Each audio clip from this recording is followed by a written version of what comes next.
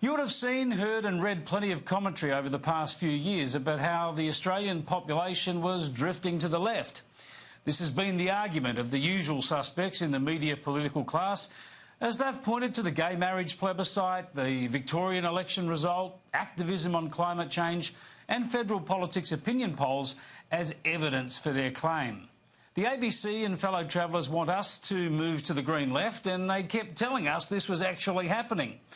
Well, the federal election result, not to mention the earlier New South Wales election result in March, tends to put the lie to this interpretation.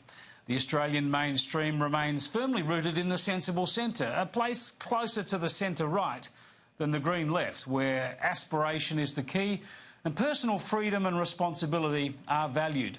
And there's even more evidence of that this week from, of all things, the radio ratings.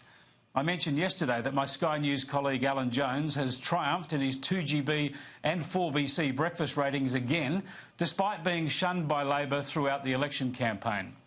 The same went for his whole station and the Macquarie network more widely. Right of centre radio ratings went up and left of centre ABC radio ratings went down. The people want common sense, not green left propaganda.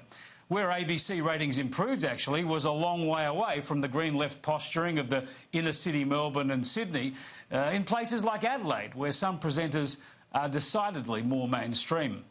I might add that Sky News has never rated better, so thanks to you for watching. But sorry to break it to so many colleagues in the media political class, Australia is not drifting to the left. The mainstream, strangely enough, is steadfastly mainstream, loving this nation, working to get ahead and generally pretty positive about our past and our future. And while I'm on the media, let me call out a little bit of hypocrisy. A lot of journalists are working themselves into a lather about the police raid on the home of my News Corp colleague Annika Smethurst as part of that investigation into a national security leak. Now, there's another raid on today, apparently investigating an ABC leak. And while I have sympathy for those journalists and for Annika Smethurst, who broke an important story, I think we all know that this is exactly the sort of investigation you expect when there's a high-level national security leak. It would be more worrying and more of a story, really, if police did not investigate this sort of leak. The onus, surely, in cases like these is for the journalists to make sure that there are no details left lying around that could incriminate their source.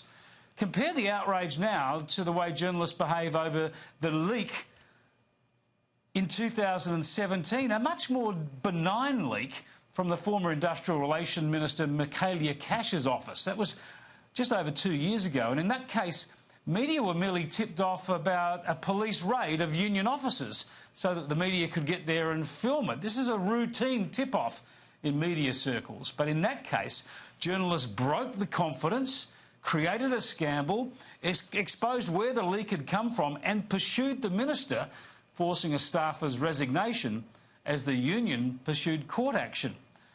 Why was it important to thoroughly investigate that leak but not to investigate the Smethurst leak or this ABC national security leak?